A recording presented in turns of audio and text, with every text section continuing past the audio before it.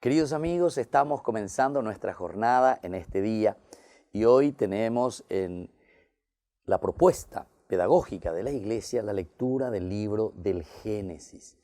Leemos el capítulo 13 del libro del Génesis 2 y luego saltamos del 5 al 18. ¿Y qué nos dice la palabra del Señor? Abraham, recuerden que aquí es Abraham, aún todavía el Señor no le ha cambiado el nombre.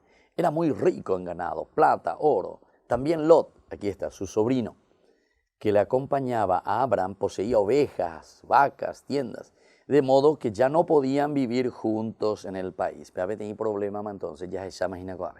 No podían vivir juntos, los dos son ricos, tienen muchas posesiones, porque dice sus posesiones eran inmensas y ya no cabían juntos. Esta es una exageración de la iglesia, imagínense, de la Biblia, una exageración de la Biblia como te está presentando, ¿verdad? Era inmenso que ya no cabía más, imagínense, en Tierra Santa, ¿verdad? Entonces ahí, en esos lugares, imposible ya de vivir juntos.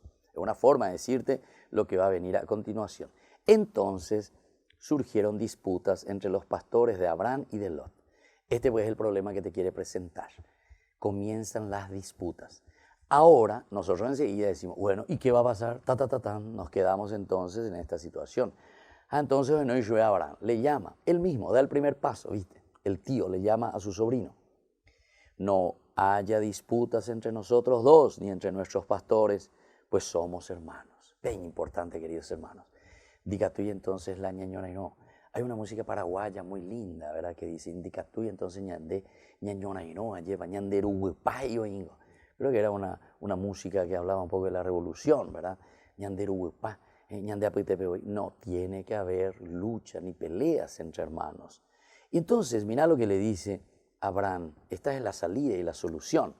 Tienes delante todo el país, sepárate de mí. Si vas a la izquierda, yo iré a la derecha, no te voy a hacer ningún problema. Vamos a dialogar. ¿Qué es lo que querés? ¿Cómo podemos hacer? Y entonces, él dice que busca esa parte más linda, ¿verdad? Se va hacia la parte de Sear, era de regadío, y así.